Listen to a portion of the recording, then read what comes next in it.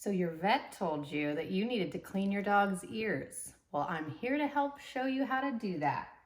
So whenever you do clean your dog's ears, it's important that you're using a pet-specific ear cleaner, because ear cleaners will have drying agents in them and help keep moisture from being trapped deep in the canal.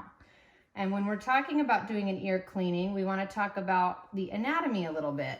Dogs and cats' ears work about the same way, in that there is a vertical canal and then a horizontal canal, or part of the canal that actually goes in towards their brain. Debris can get trapped way down at the bottom of that canal. So it's gonna be very important that we're using an ear cleaner to flush out, float up any of the debris that's deep down in there, and that we make sure we're not using techniques that are pushing a lot of dirt down in there. For that reason, I never recommend using Q-tips, also because Q-tips will, you could do some damage to the eardrum too. It's also important to make sure you're not cleaning your dog's ears unless a veterinarian has told you it's okay, because in some patients that have really severe ear disease, the eardrum may not even be intact anymore. And when the eardrum's not intact and you introduce a liquid cleaner, you can do a lot of harm. So Holly will be our model student today. So when you're doing an ear cleaning, they'll often shake their head and make a huge mess. Some of that works in our favor, but for today and the sake of my carpet, I'm going to try to show you how to not end up with such a big mess. So one thing is to kind of keep your hand on their head if they'll lay down for you like this. And then you want to get a good grip on their ear flap, not right up here at the top. You want to get a good handle on the base of this ear flap. And then brace yourself for the inevitable fight that's coming.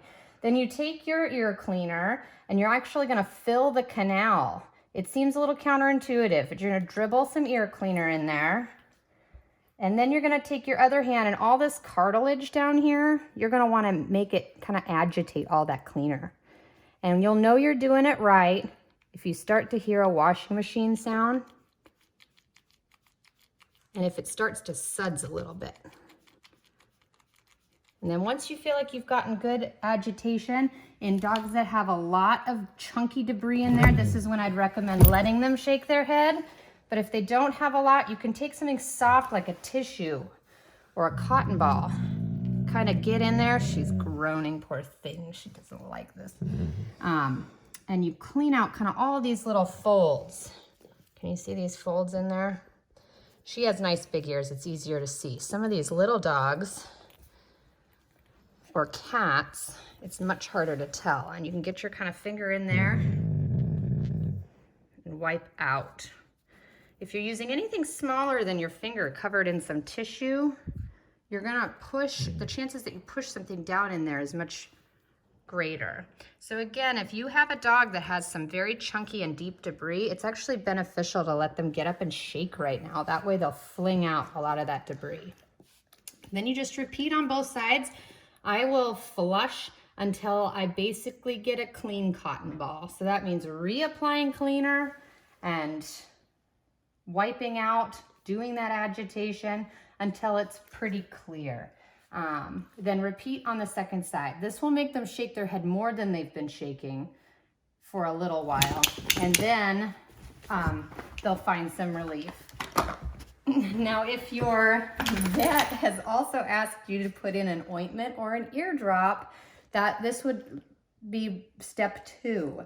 The important thing to note is if you're doing both an ear cleaner and an ear ointment, you need to make sure you're doing the ear ointment second, because otherwise you're just rinsing the medication right out. The ear cleaner kind of mechanically removes things, but doesn't do as great a job at treating the actual infection. So let's get the medication out here. Don't go anywhere, sweetie. There are treats for you at the end of this. So oftentimes, and ear ointment's gonna come with an applicator tip, often like this. Sometimes they don't. I always recommend to check the viscosity by squeezing some out onto a towel so you can get a sense for how thick it is. And that will give you a gauge for how hard you need to squeeze. If your ointment comes with an applicator tip like this, in most cases, unless it's a very, very small dog, you'll be able to insert the majority of that tip into the ear canal, do a little squeeze and wiggle action on your way out. That'll deposit some ointment down low, right about the part where the vertical canal turns into the horizontal canal, and then it'll help kind of spread some a little bit higher in the canal. I do a little good rub, and then the body heat will help kind of melt the rest of that ointment, and gravity will help it kind of go deeper down into the canal. And then you give your patient a treat and tell them they were great. Leave any questions in the comments below. Hope this helped. Bye, Holly.